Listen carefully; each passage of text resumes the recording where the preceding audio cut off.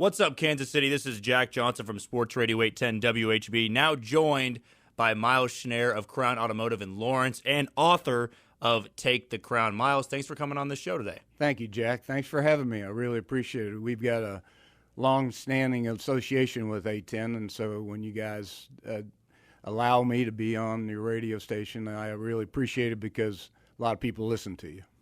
And let's just dive right into it. With your book, Take the Crown, it's right here in front of us.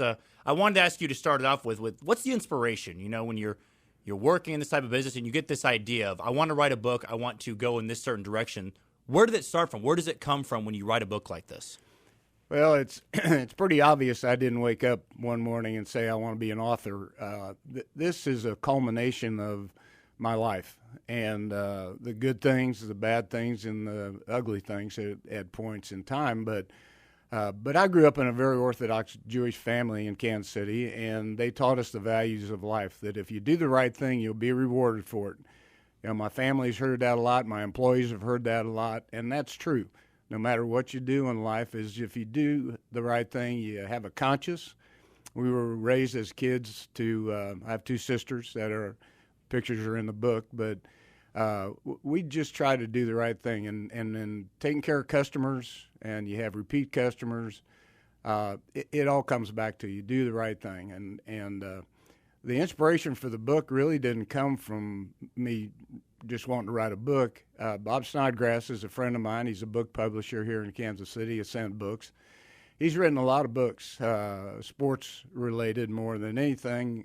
He did Slide James's book, the former mayor. He did Gary Lesak's book, who's a weatherman here, a very high-profile personality. He wrote one of Bill's books, and he wrote Max Falkenstein's book, which is Max was my partner and really my spokesman for years before he passed away a few years ago. And he came to me probably 10 years ago, and we've been doing a lot of different things with books, and just said, hey, you know, I think it's time for you to write a book. And I said, Bob, there isn't anybody that wants to read a book by me if they're going to want to get an autobiography about somebody, that they're going to go get Walt Disney, or they're going to go get Patrick Mahomes, or somebody like that really has an impact in their sport or in their life or in their community. And he said, no, you've got a good story. And I said, oh, well, if I'm going to sell any books, it'll probably be to my mother, and she'd probably be the only one that's going to buy it, but I'd give her a book before I'd make her pay for it. And we laughed about that. And then a few years later, Kendall Gammon, who's a real good close friend of mine, we've been real close. We actually went to Pitt State together, not at the same time, but he's got a national championship under his belt as well. But he was saying, you know, why don't you write something, you know, that you've had a lot of good experiences in your life. I've been to Germany and received an award from Volkswagen from the Germans. I've been to Japan, and I've met Dr. Toyota, that was the inventor of the Toyota vehicle, his family. You know, I've got lucky enough for whatever reasons to be inducted into the Lawrence Business Hall of Fame, and so I've rubbed elbows with a lot of neat situations. I've had a lot of people crossing my paths that have we've made friends. And oh, by the way, you know, Bill Self I helped him helped him and his family work with him on his foundation called Assist Youth several years ago, and we became friends, and so a lot of people, as I told Max when we had lunch every Friday for years, and he would always tell us stories after being a sportscaster for 60 years. He always tells different stories of him being on the road, and I'm not I'm not a KU graduate. 3 out of 4 of my family are Pitt State grads, and we've been very instrumental in connecting with Pitt State since we've been back in Kansas City, and so it leads to, you know, I've said this, I wish I could have had a video camera implanted in my eye to be able to see the things and do the things that I've been able to do, because a lot of people don't get those opportunities. And so when Kendall and I were talking, he said, well, why don't you just write everything down on paper that you've done, And so your grandson, I have one grandson, and he's 16. He's a pretty good little player. So I've let his name kind of leak out to some of these coaches just to watch him, because I like what I see, but I know that the coaches will like what they see as well. He works hard, and he works at that game, but the point is to give him if something happened to me tomorrow, then he'd know what his grandpa did, and some of the unique things that I've been able to do. And so I thought about that, and I thought about that. And every day, Jack, as I've said before, I get up every morning and want to make a difference. I want to be able to learn something or be able to make a difference in people's lives. And I was listening to the radio coming in this morning, listening to Nate, and his buddy Sean Biggs passed away at an early age, which is a shame. I lost a nephew when he was 28 years old to leukemia, and we set up a foundation in his name to perpetuate the bone marrow registry, and that's just doing something to make somebody that was close to you and feel good about what you're doing in your life, and that's what I try to do. And no matter what it is, and a lot of the book is what can I do to make a difference in somebody's life. If you're looking for an avenue, or if you're looking for a job change, or if you're looking to change your life to the positive, then maybe you can get something out of the book. The book's not about me. It's about some of the opportunities that I've had that if I could enhance somebody's life, as I said, to make a difference, then that's what I want to do. And that's the reason for the book. And then kind of fast forward a little bit to the last couple years, writing the book. I never envisioned a hard copy book that had 300 pages in it. My book collaborator is a guy named Mark Fitzpatrick, who has a big history in Kansas City because he's a voice of the Big 12 tournament and the big MIAA tournament. And he's also has his master's degree in journalism from the University of Missouri, and that's another story that's in the book. I won't give that away, but it was a lot of fun that we had while we were spending the last couple of years writing this. And I just told him stories, and he's the wordsmith to put them together with the things that I wanted to perpetuate on the 18 principles. So, I think, Jack, just wanting to make a difference. And again, if you are very fortunate to do the things that I've done, and I'm not the only one that's had these opportunities in their life that has made a difference in somebody's life. But if you get up every morning expecting to make a positive influence on somebody, and you look for something to learn every day, then osmosis, I think, will take over. And I'll make sure I get this right before we move on to any more questions. You can find Take the Crown at Barnes & Noble, on Amazon, at the KU Bookstore, at the Raven Bookstore, I believe, and the Green Door Bookstore, right? Is that correct? That's correct. Okay, so all those places you can find Take the Crown by Miles Schnaer. Now, one thing I'm always fascinated about when somebody's writing a book is that what is that process like in terms of writing maybe a rough draft, going through the first rounds of edits, having somebody that can publish your book and then getting it to the stages now, sitting right in front of you, a hard copy of a book. How long is that process? What is that process like? And how do you get through it? Because there's got to be times where you're frustrated going, I don't know what I'm going to write next. I don't know if it's going to get published. How does that full process go out through the course of maybe months or even years? Well, it started out with coming up with the name of the book. And my name of the book was going to be Chasing the Finish Line. And chasing the finish line means to me, you don't really know what it means, because you're either chasing when you're working and you're doing something, you're either wanting to win a Super Bowl, you're wanting to be make $1 million, you're wanting to get to some place. And some people say maybe dying is the finish line, retiring is the finish line. So it was really hard to figure out how to make that into writing a book about that. And Bob sent me this Take the Crown, and I was a little skittish about it, I guess, because I didn't want to incorporate the name of the company. with the book because it does kind of resonate with the company name. Obviously, it's Crown. But when he started talking about the 18 core principles of mine that can help you grow your business and improve your life, that resonated with me because it's the things that I've done in my life that I can tell you probably those things, but I can't incorporate them into where somebody's going to say, "Oh, that resonates with me," and I want to incorporate that into my life, in a principle that somebody else used to succeed. Maybe I can do that. And I didn't start out where I am today. It's not where you start, it's where you finish. I went to college, which is in the book, I went to the service and was trained in the Army as a lab technician and an assisted pathologist in autopsies. And when I got out of school, I went back and wanted to be a pathologist, and so I could make a difference. And at that point, it's too late to make a difference in somebody's life, but at least you maybe find something that can help the medical field. Well, lo and behold, I didn't have the grades to get into medical school, and when I got out of college, I had a year before my wife.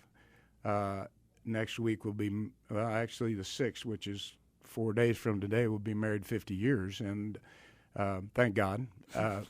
But that to me is the principles that you have really kind of resonated, and I never really figured that, or never wrote down 18 principles. These are my 18 principles. In the car business, you have the 10 steps to the sale, and you ingrain those in your head as greeting the customer, and then selling a car is number 10. Yeah. So you have to have steps in your life to get you where you want to get to. But when he came to me with that, it was like something from above was saying, it's got to be 18, and I explained that number 18 in the book, and 18 in the Jewish faith means something.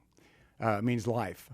You take a 10 and you take an 8 and you put those two Hebrew letters together, stands for life, and you pronounce it Chai, which is life. So that to me said, this is God saying this is your life, and how are you going to use your life to make a difference? And so things are happening, and this really resonated. And so when Mark called me and said, okay, here we go, we met at I think it's Shadow Glen, which is where we live, and met for breakfast just to get to know each other.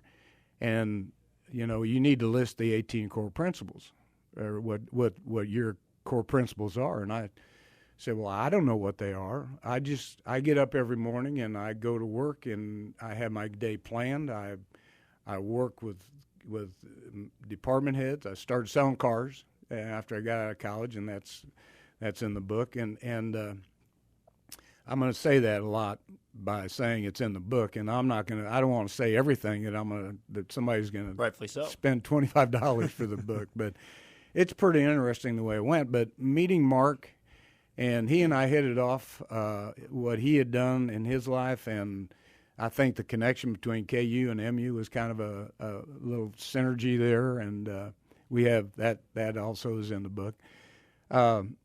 But he said, well, what we'll do is we'll sit down, and we'll only do it an hour a day, and Monday, Wednesdays, and Fridays usually what it was. And we spend the winter in Florida, so it was on the phone when he was not busy and I was not busy. And I just tell him stories. He'd say, okay, we're going to talk about this today. We're going to talk about that. And so they had put through listening to me and telling them about what I do, they came up with the 18 core principles. And then he took the stories that I said and the things that we did and put the words together in the chapters. And it's very simplistic, but it was, I say it seemed like 2 years. He seemed to think it's about a year and a half, but It was a process. Would I do it every day? Probably not. But this is my little pamphlet for my grandson to talk about what I've done in my life, and maybe he can get something out of it, or somebody can get something out of it. And when you put that much meaning into something, you put that much time into it, what does it mean to have feedback coming from people that are high-profile figures in the sports world, such as Bill Self, who, of course, is in Lawrence, right where Crown Automotive is, and then Kendall Gammon, you said is a good friend. When you put all of that time, blood, sweat, and tears into a book like this, and you hear positive feedback from not just anybody, but from people that are high-profile like that, what does it mean to you, especially when this book has so much meaning to you yourself? Well, Jack, I'm a very emotional guy, and when you talk about, when I get talked about myself, or I try to deflect it, because it's just, I live an out-of-body experience being me, and I've said that for years. For me to land, I came back to Kansas City to buy an Autoplaza in Olathe, and I was partners with Cecil Van Tile, who's a big Kansas City name in the car business. Very lucky to partner with him in my dealerships in Illinois. I came back to buy an Autoplaza in Olathe, like I said, and I never thought about Lawrence, Kansas. The last time I was in Lawrence, Kansas, when I was a junior in high school, and saw the Everly Brothers sing at Liberty Hall, which is 50 plus years ago. So thinking about Lawrence, Kansas wasn't on my radar, but we had the opportunity to sell the Autoplaza and some of Mr. Van Tile's dealerships in Kansas City. It was an asset sale, which left me still with my dealerships in Illinois and not any place to go, because my daughters, who were 12 and 14 when we moved back to Kansas City, they were 6 months old and 2 years old when we went to Decatur, and 12 and 14. Well, they were teenagers when we moved back, and they weren't going anywhere. So I spent a couple years kind of settling them down, and then Toyota and Chevrolet at that time came to me and said, "Hey, why don't you think about Lawrence, Kansas?" And so I went out there and looked and put a deal together, and here we are 28 years later in Lawrence, Kansas. But again, going back to the paths that I've crossed, which is in the book, I bought a winery about 12 years ago, invested in a winery and bought a little bit more of it, and then started a wine company called the Schnaer Family Wines, and we bottled different labels through that, what we call Custom Crush. The name of the winery is Lady Hill, but Schnaer Family Wines has 4 bottles, different blends, and Mario Chalmers' family are good friends of ours, so they wanted to do a couple bottles, so we did a red and a white blend in their name. But I say that to kind of go to where there's something inside of me that says I haven't done everything in my life, that there's something out there that I want to do. I started taking piano lessons about 10 years ago to play at my mother's 100th birthday. She passed away 2 months before her 100th birthday, and I stopped playing the piano and wished I'd kept doing it. I have a keyboard in my basement, and I look at it every day wanting to get back at it. But there's just something there that I want to do. There's a story in there about Major Wirt, who was the head of the Salvation Army, who came to me, and the story is in the book again, that I need to do something, and I've maintained that drive to come up with something, and because of that, Lawrence, Kansas is in that fold, and it was in that next step of my life, and there's something still out there. I'm 75 years old, and my wife calls me Peter Pan because I plan to live forever, and I think I will. I take care of myself most of the time.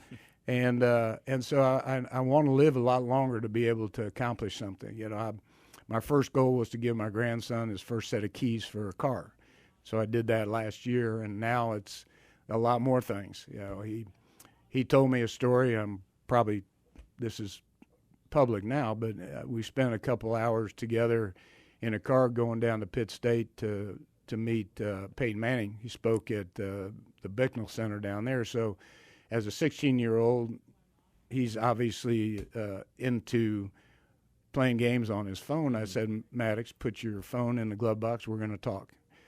And so we did for 4 hours, going down and coming back. And he told me, I asked him what he wanted to do in his life and what he wanted to accomplish. And he's got a game plan for his future, but that's something else. What can I do to help him get to his next stage in his life? But that's the thing is if you do the right thing, then people will attract to you. People will the paths that you cross with people, you just become a real person. You know, I had in the book, there's the head of America, the Toyota organization, wrote a nice little letter to me that's in the book. The head of Volkswagen, the Central States, is in the book. The president of Pitt State University wrote the foreword, and it is made me cry. Be real honest with you, because of what people think of you, you know. And if you just live your life and take care of yourself and your family and do things the right way, you'll be rewarded for it. Now, there's people out there that maybe not be the biggest book readers, or that they don't take the time to go out and get a book. But what I say to you, and what's so inspirational, is saying that you want to go do stuff to fulfill your life, that you don't want to leave anything left behind. You want to do everything possible, learning piano. So it's for people out there that maybe don't want to get the book. Why does this book give that motivation to say, hey, I don't feel like I've gotten there to my point in my life. I want to do more. I want to try things I've never tried before. What does Take the Crown do for a reader out there that would be buying it for the first time? Well, I think well, first of all, it's an easy read.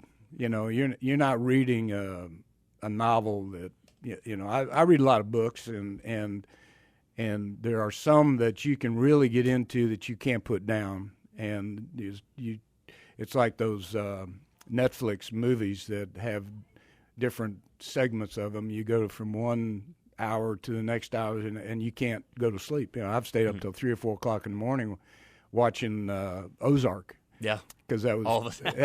You know, you get really kind of into it, and I think that's what'll be here is just maybe somebody will pick up the book and start reading it and see, well, this I can do these things. I can put myself, you know, there's a saying that, you know, successful people or leaders put themselves in a place where losers or followers find themselves in a place.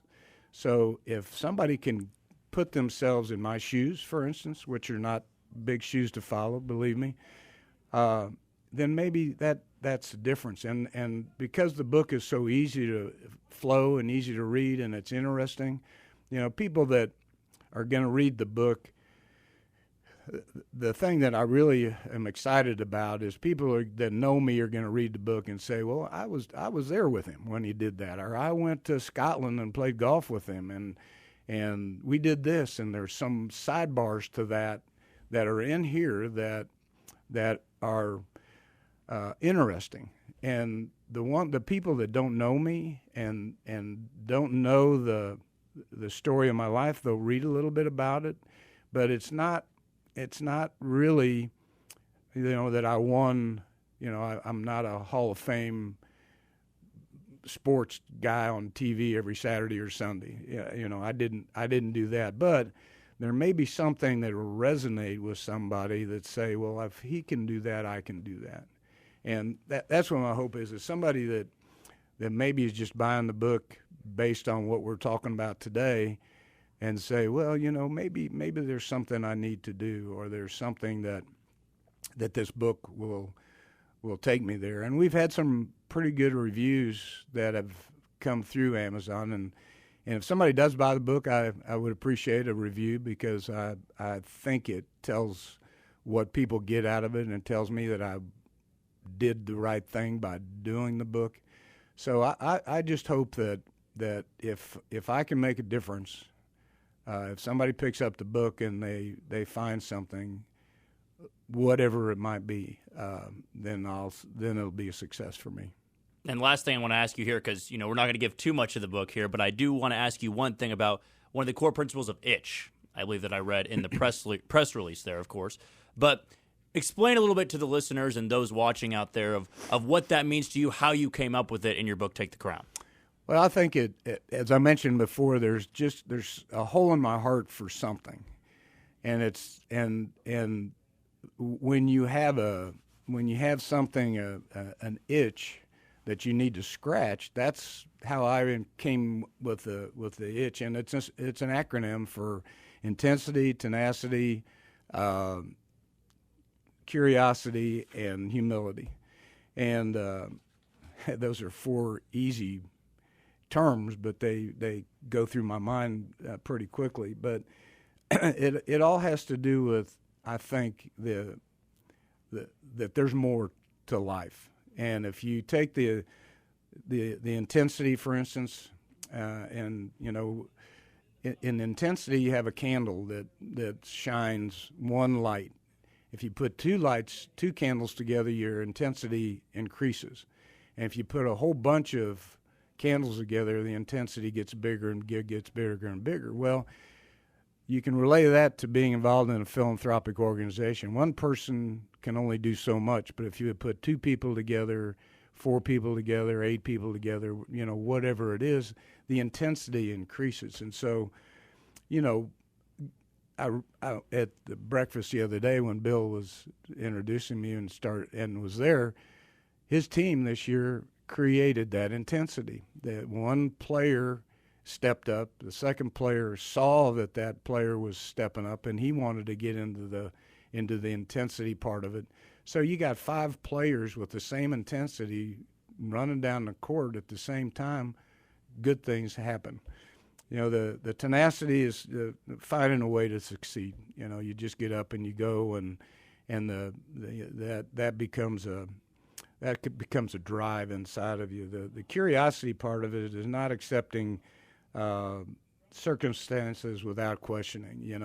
It's think outside the box. That saying is being able to to think on your own and do something a little bit different. And there's more stories in the book. And then of course the final thing is the humility part of it, being humble. There isn't anybody in this world that's close to me other than Bill Self. He is, and we've talked about him a lot, but he's made a difference in my life, and it's what he says. He can if you hold a snake by its head, he'll talk to it. And that's the way I've tried to emulate myself is be open to change, be open to learning something from somebody else. And I think being humble and, it doesn't hurt to believe in God either. So that's the ultimate belief is, there is a direction for all of us, and you need help to get there, but it's that light from above that will make the difference. And a reminder, you can check out Take the Crown on Amazon, Barnes & Noble, locally in Lawrence at the KU Bookstore and Raven Bookstore, and in Overland Park at Green Door Bookstore and Rainy Day. Miles, thanks so much for your time coming on the show today. Love what you were able to bring to all of us, and such an inspiration that you are, and I look forward to definitely reading this book. Yeah, thank you, Jack. I really appreciate it, and like I said before, E10's been a good friend for years. The last time I was here, I was selling wine. And that's fun. But I just know that there's something more out there in everybody. It's not what you do today. It's what you continue to do every day.